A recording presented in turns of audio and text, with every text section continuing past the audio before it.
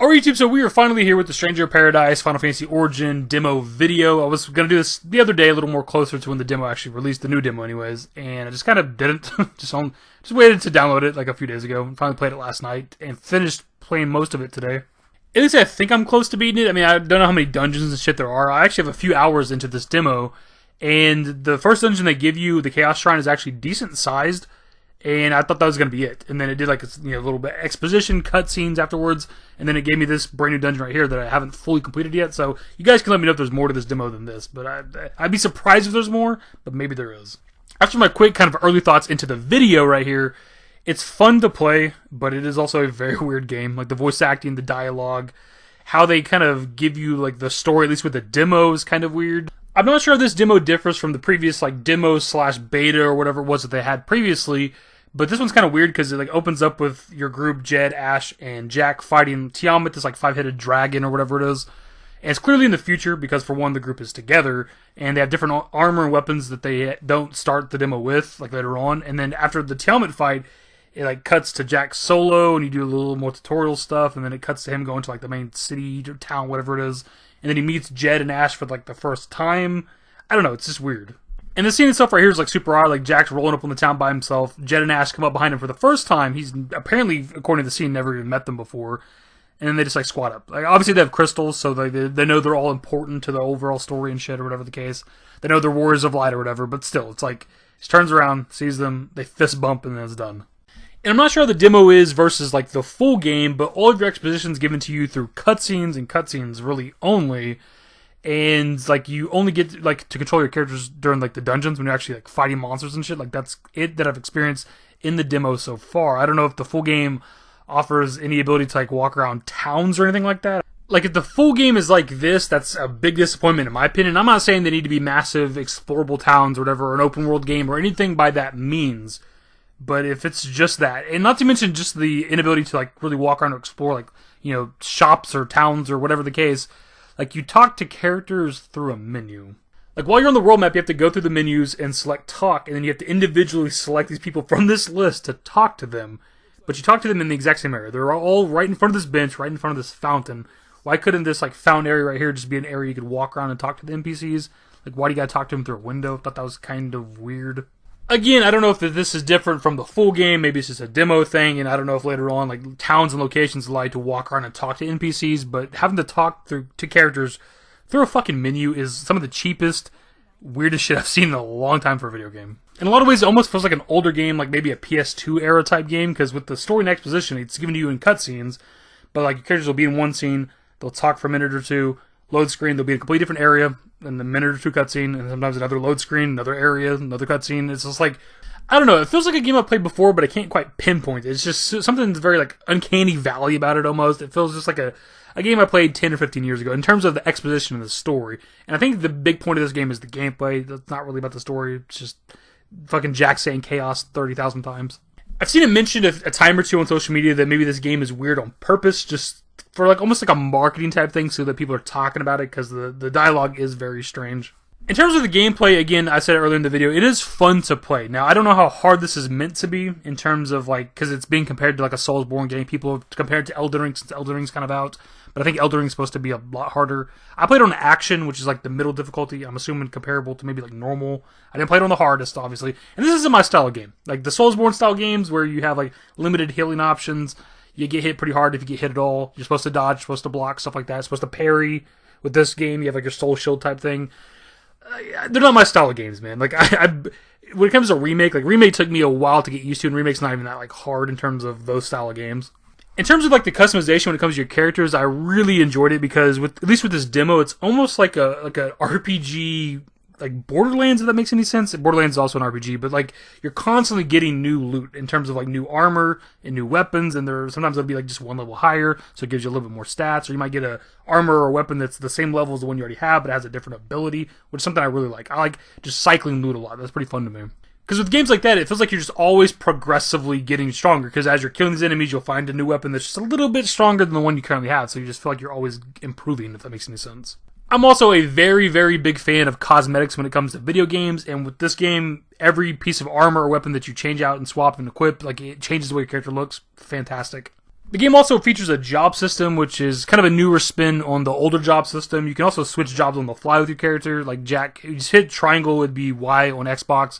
You just, in the middle of combat, can switch out your jobs. I didn't fuck with this that much. I just used the gigantic greatsword like the whole time through what I've played of the demo, the like 4 hours or so I have in the demo. That's it. I didn't try out the new jobs. There's a lot of this I didn't really experiment with because I just wanted to run through the demo really quickly. Try to get this video out today, at least a handful of hours before the game actually drops on the 18th, like at midnight or whatever. Because there's just so much, man. Like, pretty much around, like, most corners, at least with that first dungeon for sure, like, you find those orange orbs, you use the middle button on the PS4 controller, and it brings up, like, a tutorial menu. And you're just always around every corner learning a new tutorial, and they're throwing, like, so many weapons at you, because you get the giant greatsword, but you also start with, like, the dual daggers, and then you get, like, a mage weapon in the first dungeon, a lance in the first dungeon, you get a katana in this dungeon. It's just like, I ain't trying to learn every fucking weapon. Like, I'm just trying to play the demo real quick, dude. I was trying to figure out this game if I enjoy it or not. That being said, however, sticking with one weapon the entire time throughout the demo has, for one, leveled up my job that I'm using with Jack, like, a lot. I'm like level 15 or some shit.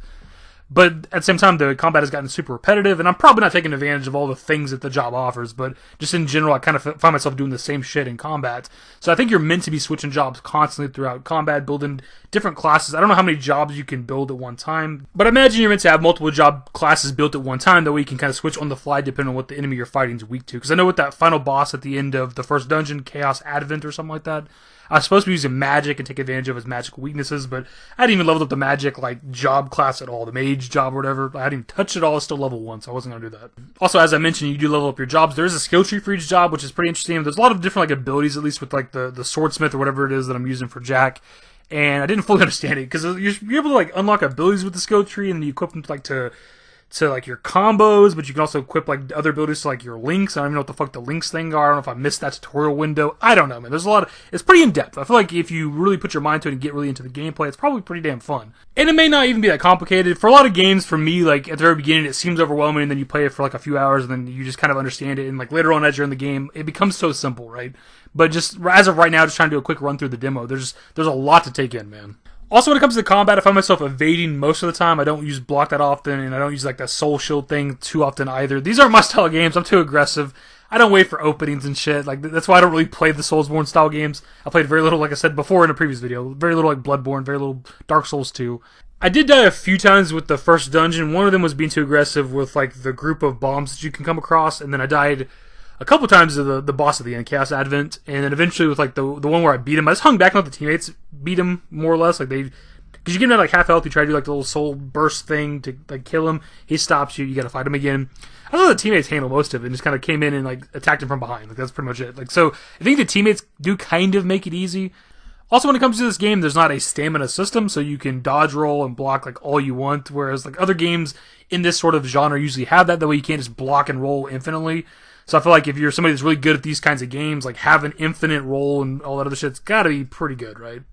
I mentioned difficulty I was playing on earlier, and the game does offer the ability to change difficulty, and I think you can do it at either just about any time or at least on maybe the world map, and there's 3 different ones, so I'm assuming easy, normal, hard, and I'm fine with that. I think that's a good thing. I don't think every game needs that, because FromSoft is the obvious example here. Every time a new one of their games comes out, there's always articles from journalists that are like, they need to make the game easier so people can enjoy it, but that's not the point of those games. They're meant to be difficult. There's an audience for that shit. There's a reason Elden Ring has sold 12 million copies already, dude.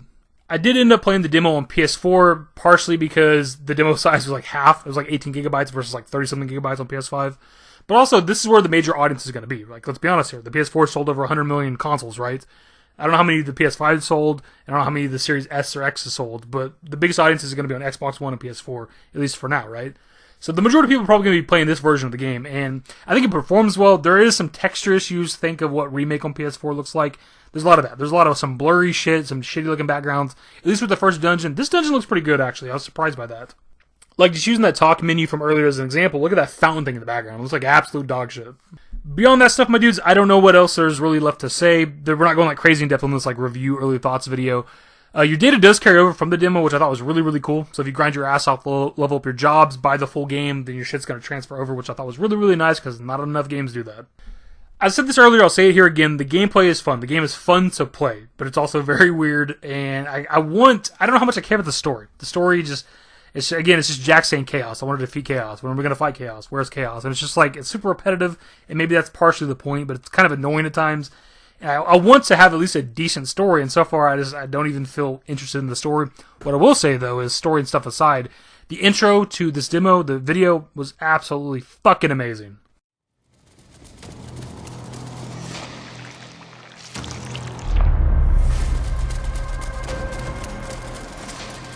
They're certainly not shying away from that blood and gore M rating, man, so that was pretty cool, man. That's a damn good opening.